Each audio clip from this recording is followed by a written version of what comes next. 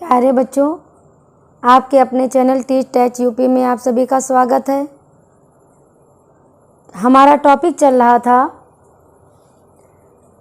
Chapter 1 वैद्युत आवेश तथा क्षेत्र, जिसके अंतर्गत कल हमारी चर्चाएं हुई। उसी चर्चा को आगे बढ़ाते हुए एक बार फिर से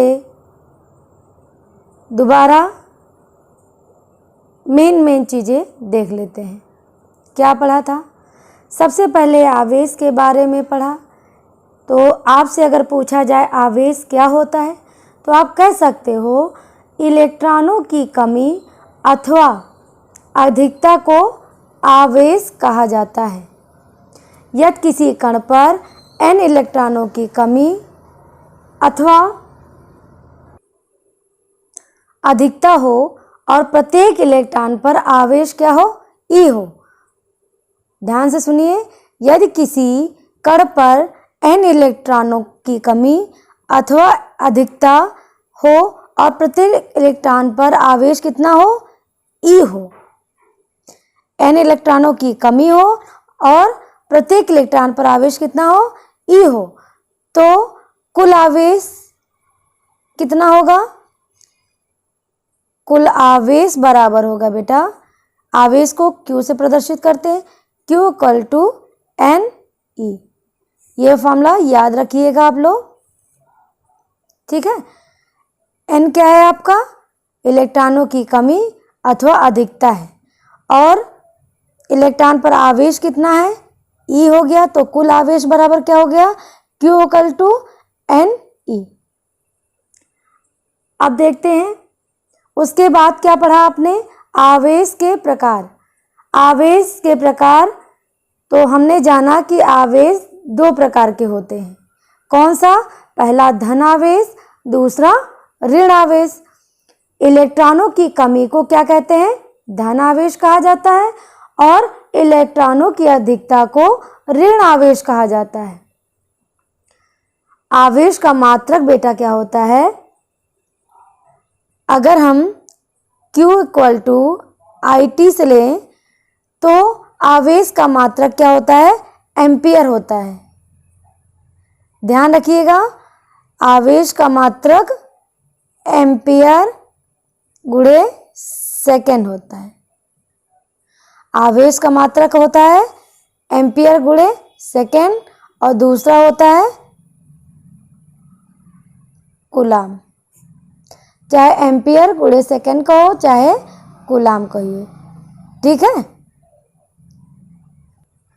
अब नेक्स्ट टॉपिक की ओर चलते हैं, आवेश का संरक्षण। इंग्लिश में बोलते हैं बेटा कंजर्वेशन ऑफ चार्ज। तो आइए जानते हैं क्या होता है आवेश का संरक्षण। आप लोग हमेशा पढ़ते आ रहे हो, तो प्रीवियस वीडियो में हमने ये जाना कि जब दो वस्तुएं परस्पर रगड़ी जाती हैं तो दोनों वस्तुओं के पर एक साथ क्या हो जाता है? विपरीत आवेश उत्पन्न होते हैं। जब उसको मापा गया तो पाया गया कि इन आवेशों की मात्राएं ठीक एक दूसरे के क्या है बेटा? बराबर हैं। आपने वो प्रयोग देखा था जब कांच की छड़ को रेशम से रगड़ते हैं तो जितना धन आवेश कांच की छड़ पर उत्पन्न होता है, जब कांच की छड़ को ये कांच की छड़ है, इसको जब रेशम से, ये हो गया रेशम, ये हो गया कांच की छड़। कांच की छड़ जब इसको रेशम से रगड़ा गया तो ठीक उतना ही जितना धन आवेश कांच की छड़ में उत्पन्न हुआ, ठीक उतना ही ऋण आवेश रेशम पर भी उत्पन्न हुआ। इसी प्रकार आबनूस की छड़ पे भी यही हुआ। क्या हुआ आबनूस की छड़ पे? बिल्ली की खाल से रगड़ने पर क्या प्राप्त हुआ? जितना ऋण आवेश आबनूस की छड़ पर उत्पन्न हुआ, जितना ऋण आवेश आबनूस की छड़ पर उत्पन्न हुआ, ठीक उतना ही धन आवेश बिल्ली की खाल पर ही उत्पन्न हुआ। तो इस प्रकार कह सकते हैं कि दोनों वस्तुओं पर उत्पन्न आवेश की कुल मात्रा शून्य है। और जब वस्तुओं को रगड़ने से पहले भी उसके जो है आवेश शून्य ही था, तो इससे हम कह सकते हैं आवेश ना तो उत्पन्न किया जा सकता है और ना ही नष्ट किया जा सकता है। इसे ही क्या कहते हैं बेटा? आवेश संरक्षण का नियम कहते हैं। आप याद रखिएगा, आवेश ना तो उत्पन्न किया जा सकता है और ना ही नष्ट किया जा सकता है। इसे क्या कहते हैं बेटा? आवेश संरक्षण का नियम कहते हैं। तो आप समझ गए होंगे कि आवेश संरक्षण क्या होता है। अब चलते हैं बेटा नेक्स्ट टॉपिक पर। प्यारे बच्चों, अगला टॉपिक है आवेश की क्वांटम प्रकृति। इसे मूल आवेश भी कहते हैं, इंग्लिश में बोलते हैं quantum nature of charge, fundamental charge. तो आइए जानते हैं कि आवेश की क्वांटम प्रकृति या मूल आवेश क्या होता है। तो प्यारे बच्चों, आपने पढ़ा कि किसी वस्तु पर आवेश की उत्पत्ति इलेक्ट्रॉन की अधिकता अथवा कमी के कारण होती है। ये तो आपने पढ़ा। अगर वस्तु में n इलेक्ट्रॉन की कमी हो जाए, अगर कोई वस्तु है उस पर अगर n इलेक्ट्रॉनों की कमी हो जाए, यदि कोई वस्तु है इसमें n इलेक्ट्रॉन की अगर इसकी कमी होती है तो उस पर आवेश क्या हो जाता है? प्लस n ही होता है। ठीक है, ध्यान से देखिए, सुनिए। वस्तु में n इलेक्ट्रॉन की कमी हो जाने पर, मतलब n इलेक्ट्रॉन की कमी हो जाने पर तो क्या होता है? उत्पन्न आवेश कितना होता है? प्लस n ही होता है। और n इलेक्ट्रॉन की अधिकता होने पर क्या होता है? n इलेक्ट्रॉन की अधिकता होने पर क्या होता है? तो उत्पन्न आवेश कितना हो जाता है आपका? माइनस n ही होता है। जहाँ E क्या है आपका? इलेक्ट्रॉन पर आवेश का परिमाण है। तो प्यारे बच्चों, इलेक्ट्रॉन को अन्य छोटे आवेशित कणों में विभाजित नहीं किया जा सकता है, या आप कह सकते हो कि प्रकृति में E से छोटा आवेश नहीं पाया जाता है। ये ध्यान रखिएगा, प्रकृति में E से छोटा कोई भी आवेश नहीं पाया जाता। तो किसी आवेशित वस्तु अथवा कण पर आवेश का जो है संभव जो मान होता है, अगर कोई आवेशित वस्तु है या कोई कण है तो इसका आवेश का संभव मान होता है बेटा Q इक्वल टू, अभी मैंने बताया, प्लस माइनस NE। ये याद रखिएगा। जहाँ ये n बराबर क्या है? 1 2 3। ठीक, तो क्या है? इसको मान लीजिए समीकरण 1। ठीक है, तो आप कह सकते हो समीकरण 1 से स्पष्ट है, किसी आवेशित कण, किसी आवेशित वस्तु अथवा कण पर आवेश के न्यूनतम संभव मान का परिमाण कितना है? अभी बताया, E है। इसे ही बेटा क्या कहते हैं? मूल आवेश या फंडामेंटल चार्ज कहते हैं। ध्यान दीजिएगा, किसी आवेशित। तो प्यारे बच्चों, आपने जाना किसी आवेशित वस्तु अथवा कण पर आवेश के न्यूनतम संभव मान का परिमाण E है। ठीक है, इसे ही क्या कहते हैं बेटा? मूल आवेश कहते हैं। कभी मूल आवेश की परिभाषा लिखने को आए तो आप ऐसे ही लिख दीजिएगा, किसी आवेशित वस्तु अथवा कण पर आवेश के न्यूनतम संभव मान का परिमाण E है। ये फॉर्मूला लिख के इसे मूल आवेश कहते हैं। इसका संभव मान का परिमाण E है। ठीक है, E का मान कितना होता है? ये 1 नंबर में क्वेश्चन आ सकता है बेटा, ध्यान दीजिएगा। E बराबर होता है 1.6 मल्टीप्लाई 10 की पावर माइनस 90 कूलाम। इस मान को याद कर लीजिएगा। ठीक है, E का मान होता है। ठीक, किसी आवेशित वस्तु अथवा कण पर आवेश का मान मूल आवेश E का पूर्ण गुणज होता है। इसे क्या कहते हैं बेटा? आवेश का क्वांटम सिद्धांत कहते हैं। अक्सर ये एग्जाम में आता है, आवेश का क्वांटम सिद्धांत। तो आप क्या लिखेंगे, किसी आवेशित वस्तु अथवा कण पर आवेश का मान मूल आवेश E का पूर्ण गुणज होता है, इसे आवेश का क्वांटम सिद्धांत कहते हैं। मूल आवेश जो E है का आवेश का क्वांटम इसे कहते हैं। किसी वस्तु आवेश के अगर E/3 और 3E/2 -5E/2 आदि जो है मान संभव नहीं है। तो आप समझ गए आवेश की क्वांटम प्रकृति या मूल आवेश क्या होता है। अब बेटा चलते हैं नेक्स्ट टॉपिक पर। अब नेक्स्ट टॉपिक है बेटा कूलाम का नियम। इसे इंग्लिश में कूलाम्स लॉ भी बोलते हैं।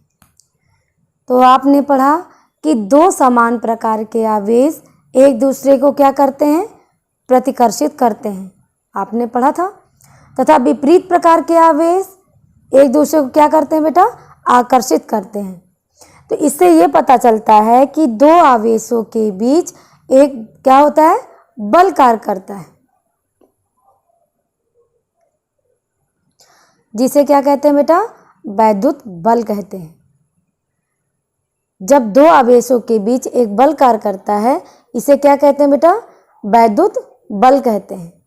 कभी अगर पूछा जाए कि वैद्युत बल क्या होता है तो आप बता सकते हो कि दो समान प्रकार के आवेश एक दूसरे को प्रतिकर्षित करते हैं, मैंने पिछली वीडियो में बताया। तथा विपरीत प्रकार के आवेश एक दूसरे को आकर्षित करते हैं। इससे ये पता चलता है कि दो आवेशों के बीच एक क्या होता है, बल कार्य करता है, जिसे क्या कहते हैं बेटा, वैद्युत बल कहते हैं। समान आवेशों के बीच वैद्युत बल प्रतिकर्षण बल होता है। जब समान आवेश होते हैं के बीच जो है वैद्युत बल प्रतिकर्षण बल होता है, और विपरीत आवेशों के बीच यह आकर्षण बल होता है। यदि वैद्युत आवेश निर्वात में स्थित हो तब भी उनके बीच वैद्युत बल लगता है। तो प्यारे बच्चों, एक साइंटिस्ट थे जिनका नाम था कूलाम। सन 1785 ईस्वी में एक फ्रांस के वैज्ञानिक थे। कूलाम ने अपने जो प्रयोग किया उन्होंने, तो प्रयोगों के आधार पर उन्होंने बताया कि दो आवेशों के बीच कार्य करने वाले बल के संबंध में एक उन्होंने नियम दिया, जिसे क्या कहते हैं, कूलाम का नियम। ठीक है, किसने दिया था, कूलाम ने। कहाँ के रहने वाले थे, फ्रांसीसी वैज्ञानिक थे। और सन 1785 ईस्वी में, इसको ध्यान रखिएगा, सन 1785 ईस्वी में फ्रांसीसी वैज्ञानिक कूलाम ने प्रयोगों के आधार पर दो आवेशों के बीच कार्य करने वाले बल के संबंध में एक नियम दिया, जिसे क्या कहते हैं बेटा, कूलाम का नियम कहते हैं। तो आइए देखते हैं कूलाम का नियम क्या होता है। तो बेटा कूलाम नियम क्या कहता है, दो स्थिर बिंदु आवेशों के बीच, कोई दो स्थिर बिंदु आवेश के बीच लगने वाला आकर्षण व प्रतिकर्षण बल दोनों आवेशों की मात्राओं के गुणनफल के अनुक्रमानुपाती तथा उनके बीच की दूरी के वर्ग के व्युत्क्रमानुपाती होता है। ये दो बिंदु आवेश हैं, एक पे आवेश Qn है, एक पे Q2 है। इन दोनों आवेशों के बीच की दूरी कितनी है बेटा, r है। ठीक है, तो क्या है, दो स्थिर, ये दोनों बिंदु क्या है, स्थिर हैं। दो स्थिर बिंदु आवेशों के बीच लगने वाला आकर्षण या प्रतिकर्षण बल दोनों आवेशों की मात्राओं के गुणनफल के अनुक्रमानुपाती तथा ये जो बीच की दूरी है उसके वर्ग के व्युत्क्रमानुपाती होता है। तो लिखिए, अब हम आगे देखते हैं। पहले मान लेंगे, माना दो बिंदु आवेश कितना दिया है, Q1 तथा Q2। ये Q1 Q2 किस कहाँ पे है, R दूरी पर स्थित है। ठीक है, तो उनके बीच लगने वाला वैद्युत बल, समझ आ रहा होगा, कि जो है दो बिंदु आवेश Q1 Q2 हैं, इनके बीच की दूरी जो है R है, मतलब R दूरी पर स्थित है। तो इन दोनों के बीच लगने वाला वैद्युत बल को बेटा F से लिखते हैं। तो क्या लिख सकते हो, F क्या था, आवेशों की मात्राओं के गुणनफल के अनुक्रमानुपाती होता है। तो हम लोग निशान लगा देंगे, क्या हो गया, Q1 Q2। ठीक, फिर क्या कह रहा है, उनके बीच की दूरी के वर्ग के व्युत्क्रमानुपाती होता है। तो फिर क्या लिख देंगे, F, ये बीच की दूरी के वर्ग के व्युत्क्रमानुपाती हो गया। ठीक है, अब क्या करेंगे बेटा, देखिए ये भी F है वैद्युत बल, ये भी है। तो इसको हम क्या लिख सकते हैं बेटा, इसको लिख सकते हैं F समानुपाती, ये Q1 Q2 है, Q1 Q2, और ये अपान R स्क्वायर नीचे ले जाएंगे। ठीक है, तो जब हम समानुपाती का चिन्ह हटाते हैं, आपको पता होगा, तो क्या करते हैं बेटा, इसको जब हटाते हैं तो एक लिख देते हैं नियतांक। ये क्या आपका क्या है, एक नियतांक है, Q1 Q2 अपान R स्क्वायर। ठीक है, यहाँ लिख सकते हो, जहाँ K एक नियतांक है। ठीक है, तो बेटा क्या करेंगे, जो K का मान होता है, यहाँ पे लिख देंगे K का मान कितना होता है बेटा, 1/4 पाई, ध्यान रखिएगा, इसको बोलते हैं स्पाइलन जीरो। ठीक है, K का मान होता है 1/4 पाई स्पाइलन जीरो, और 1/4 पाई स्पाइलन जीरो का मान कितना होता है, 9 गुणे 10 की घात 9 न्यूटन मीटर स्क्वायर प्रति कूलाम का स्क्वायर। ठीक है, ये आपका होता है। तो आइए आगे देखते हैं। तो प्यारे बच्चों, K की जगह पे हम ये भी तो लिख सकते हैं, F = 1/4 पाई स्पाइलन जीरो, ये कितना है, Q1 Q2 अपान R स्क्वायर। आपका एक रिलेशन ये मिल गया।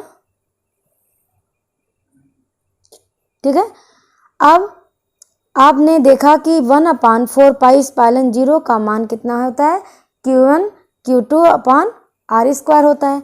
तो आप ये भी लिख सकते हो, यहाँ पे या करके लिख सकते हो, या F = इसका मान, ये पूरे का मान कितना है, 9 गुणे 10 की घात 9, और फिर ये Q1 Q2 अपान ये R स्क्वायर हो गया। ठीक है, समझ आया। अब देखते हैं,